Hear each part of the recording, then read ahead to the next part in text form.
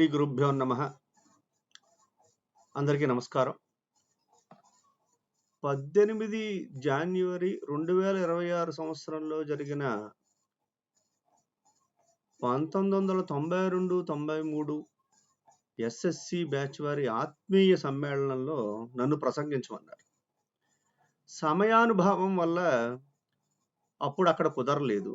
అందుకని ఇప్పుడు నేను ఈ వీడియో పెట్టదలుచుకున్నాను.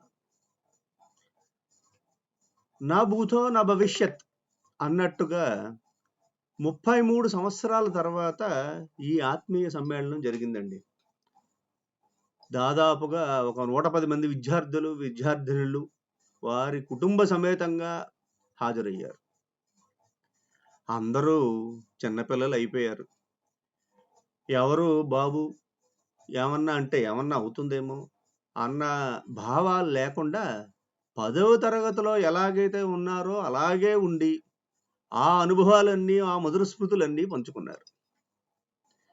ఇక కార్యక్రమం విషయానికొస్తే మొదట విద్యార్థులందరూ తమ తమ పరిచయాలు చేసుకుని, మేము ఎక్కడున్నాం, ఏం చేస్తున్నాం, మా పిల్లలు ఎంతమంది అని అందరూ చక్కగా తమ తమ పరిచయాలన్నీ ఇచ్చుకున్నారు. అందరూ చాలా చక్కగా వివరించారు. ఇందులో కొంతమంది అమ్మమ్మలు కూడా ఉన్నారు. మా అమ్మమ్మ అయినటువంటి లలిత గారు చాలా చక్కగా జావియల్‌గా ఎంజాయ్ చేస్తూ ఆవిడ చిన్నపిల్ల అయిపోయిందండి. వాళ్ళ మనవరాలు బాగా సిగ్గుపడింది. అది అమ్మమ్మ ఏమిటి అమ్మమ్మ నేనే ఇలా ఉన్నాను నువ్వేమిటి అమ్మమ్మ అంటే, లేదే ఇప్పుడు నేను 10th క్లాస్ అంది ఆవిడ. అది ఆవిడ అంత అల్లరి చేసిందండోయ్. అది సంగతి. ఇక ఎప్పుడైతే ఈ పరిచయ కార్యక్రమాలు అయ్యాయో, అయిన తర్వాత కార్యక్రమం మొదలైంది.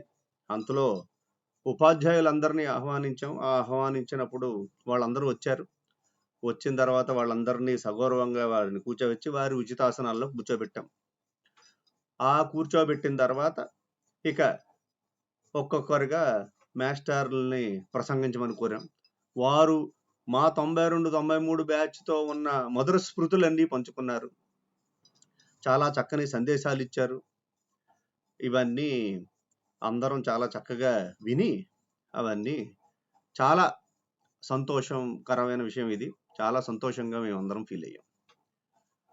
ఇక అందరి మాస్టర్లది అయిన తర్వాత ఇక గ్రూప్ ఫోటో తీసుకున్నామండి అందరం.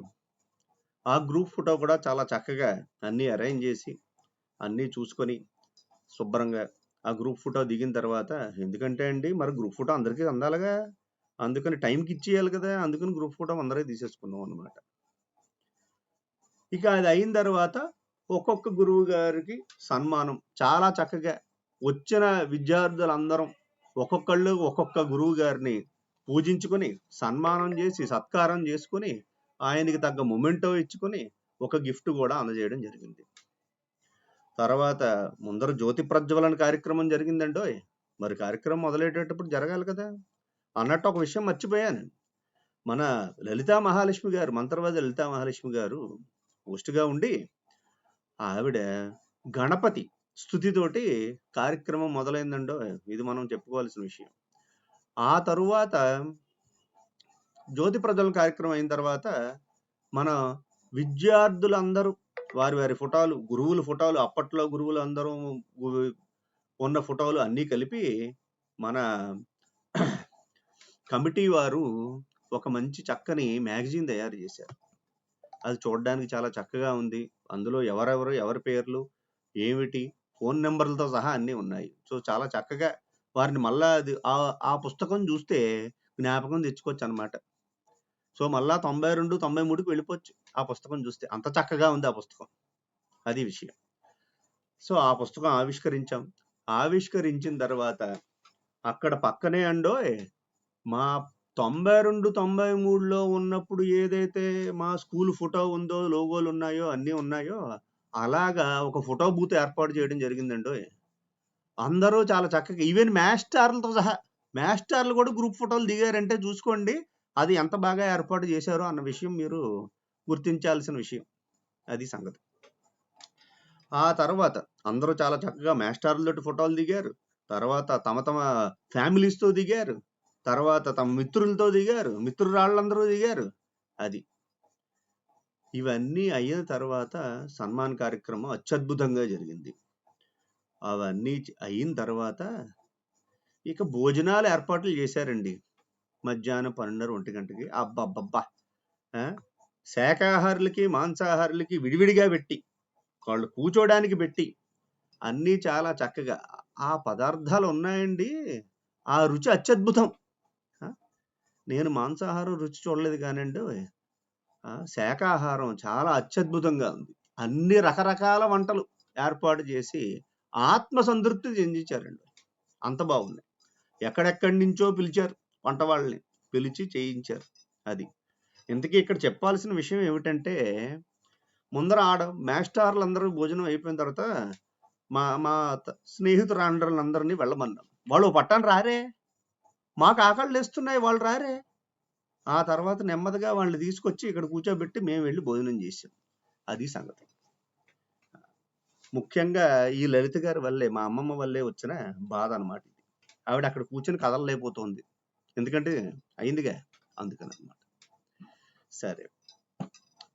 ఇక అది అయిన తర్వాత అందరం చీఫ్ గెస్టు, ఈ గెస్టు అలా అని కాకుండా ఒక్కొక్కళ్ళు ఇంకొకళ్ళకి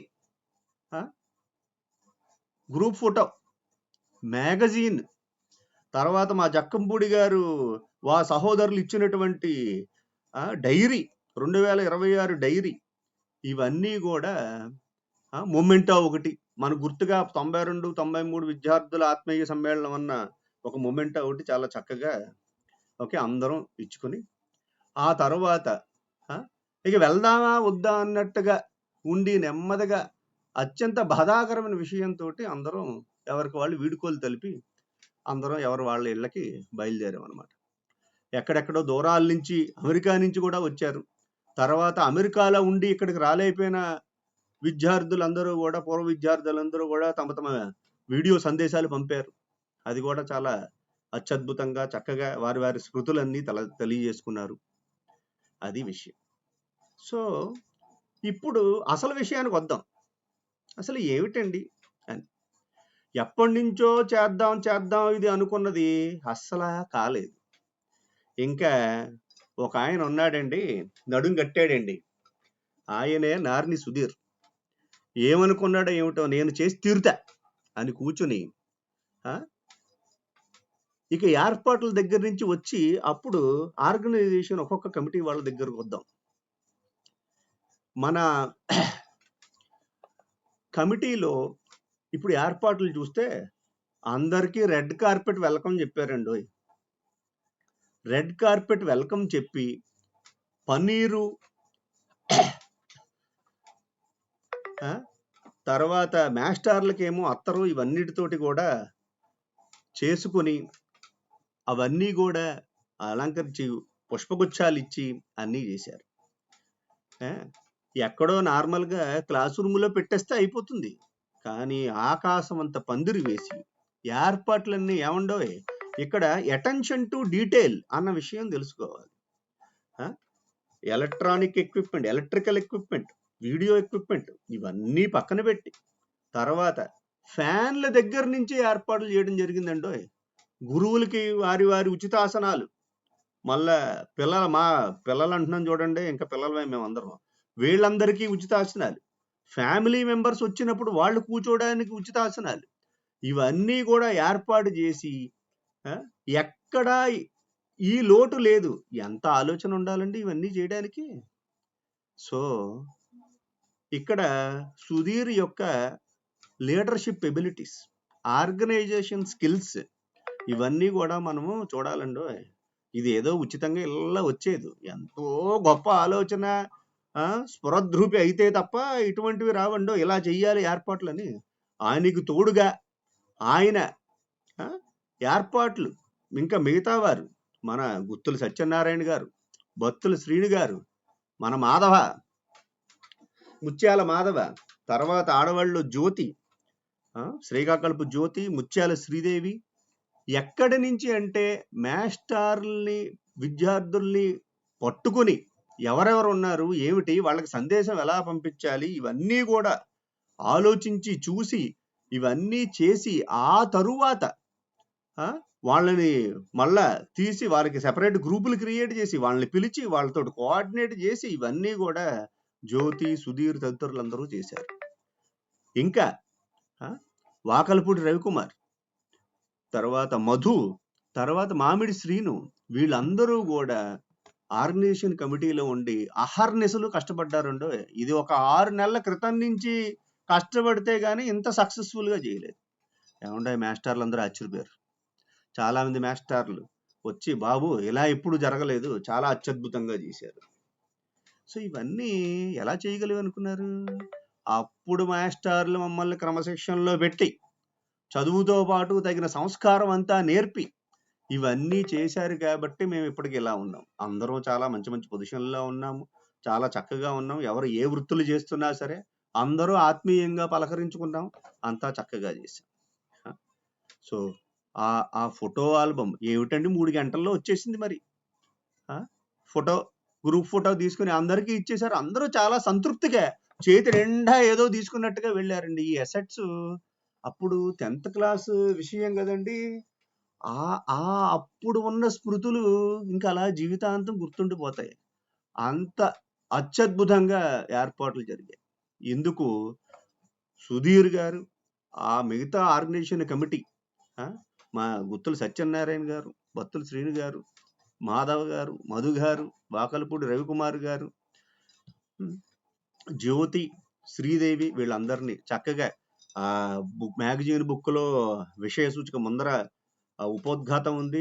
చక్కగా అసలు ఏమిటి, ఎందుకు, ఏమిటి, ఇలా మిత్రులందరూ కలుస్తున్నాము అని ఆ స్మృతులందరినీ జీవితాంతం గుర్తుండుకేలాగా చక్కగా రాయటం జరిగింది.